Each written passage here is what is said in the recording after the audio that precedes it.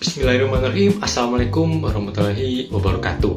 Halo semua, perkenalkan nama saya Atta Izzy Firdaus dari KM 4907 dengan NIM 105012522. Pada video ini saya akan membahas fenomena komunikasi antar budaya yang sering terjadi di lingkungan kampus, yaitu perbedaan gaya komunikasi belak-belakan dan sungkan dalam interaksi mahasiswa dari latar budaya yang berbeda. Indonesia merupakan negara yang sangat beragam dengan lebih dari 1.300 kelompok etnis dan lebih dari 700 bahasa daerah. Keberagaman ini membuat komunikasi antar budaya menjadi bagian penting dalam kehidupan sehari-hari, terutama di lingkungan pendidikan yang tinggi sekali. Bayangkan teman-teman, dalam sebuah rapat organisasi kampus, seorang mahasiswa memberikan kritik secara langsung kepada rekannya. Dia bilangnya gini, bagian presentasi kamu ini masih kurang jelas, sebaiknya diperbaiki lagi ya. Nah, mahasiswa yang menerima kritik itu merasa tersinggung karena menganggap cara penyampaiannya itu terlalu kasar, terlalu keras. Sementara itu, mahasiswa yang memberikan kritik merasa bahwa dirinya hanya berbicara secara jujur dan efisien. Situasi seperti ini sering terjadi dalam interaksi mahasiswa yang berasal dari budaya yang berbeda. Ada budaya yang terbiasa berbicara secara lugas dan langsung, sedangkan budaya lain lebih mengutamakan kesantunan dan kehati-hatian dalam berbicara. Akibatnya, pesan yang sama dapat dimaknai secara berbeda oleh setiap individu. Nah, fenomena ini tuh bukan hanya contoh hipotesis. Penelitian yang dilakukan oleh Fitri dan Juliana pada mahasiswa dari 4 etnis berbeda di Universitas Sultan Ageng Tirtayasa menemukan bahwa hambatan komunikasi antar budaya sering muncul karena perbedaan bahasa, nilai budaya, norma sosial, dan stereotip antar kelompok budaya. Penelitian tersebut juga menekankan pentingnya akomodasi komunikasi untuk menciptakan hubungan yang harmonis. Penelitian lain mengenai mahasiswa etnis Batak dan Jawa di kampus IPDN Sulawesi Utara menunjukkan bahwa proses adaptasi komunikasi berlangsung secara terus-menerus, dan hambatan yang paling sering muncul berasal dari perbedaan bahasa serta kebiasaan komunikasi masing-masing budaya. Temuan-temuan ini menunjukkan bahwa perbedaan budaya memang dapat mempengaruhi cara seseorang memahami dan menyampaikan pesan. Nah, teori pertama yang saya gunakan adalah teori interaksi simbolik. Dalam perkuliahan dijelaskan bahwa manusia memberi makna terhadap simbol seperti kata-kata, ekspresi wajah, intonasi suara, bahkan diam. Simbol tersebut memperoleh makna melalui interaksi sosial. Dalam fenomena yang kita bahas, kritik langsung merupakan simbol komunikasi. Bagi sebagian orang, kritik langsung dimaknai sebagai bentuk kejujuran dan efisiensi. Namun bagi orang lain, kritik yang sama dapat dimaknai sebagai tindakan yang mempermalukan atau tidak menghargai perasaan orang lain.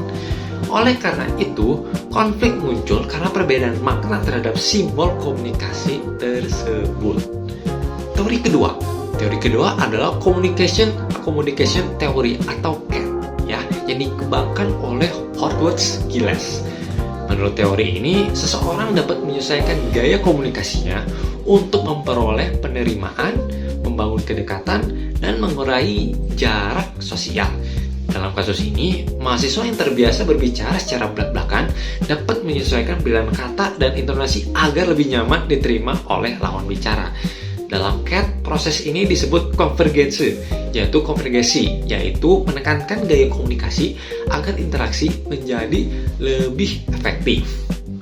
Nah, teori ketiga adalah Uncertainty Reduction Theory atau URT, yang dikembangkan oleh Charles Barger dan Richard Calabrese. Teori ini menjelaskan bahwa ketika bertemu orang baru, kita sering mengalami ketidakpastian mengenai bagaimana harus bersikap dan berkomunikasi.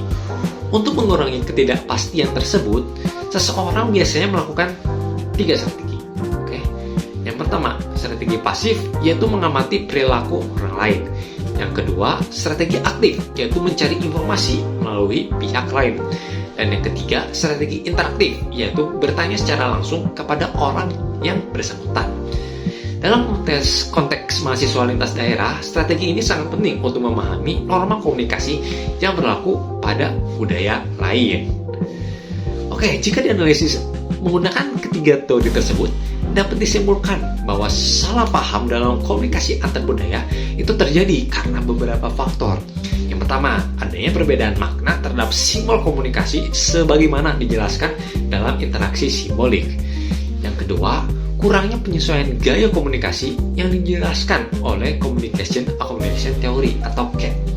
Yang ketiga, masih tingginya ketidakpastian mengenai norma dan kebiasaan budaya lain sebagaimana dijelaskan dengan Uncertainty Reduction Theory atau URT. Oleh karena itu, komunikasi yang efektif tidak hanya bergantung pada isi pesan, tetapi juga pada kemampuan memahami budaya lawan bicara. Nah, berdasarkan pembahasan yang telah saya lakukan, dapat disimpulkan bahwa fenomena belak-belakan dan sungkan merupakan contoh nyata komunikasi antar budaya yang sering terjadi di lingkungan kampus. Teori interaksi simbolik menjelaskan kalau bagaimana perbedaan makna dapat memunculkan salah paham. Communication Accommodation Theory atau CAT menjelaskan pentingnya menyesuaikan gaya komunikasi. Sedangkan Uncertainty Reduction Theory atau URT menjelaskan bagaimana individu berusaha memahami budaya baru agar interaksi menjadi lebih nyaman. Dengan memahami perbedaan budaya dan menghargai cara komunikasi orang lain, kita dapat membangun hubungan yang lebih harmonis dalam masyarakat yang beragam.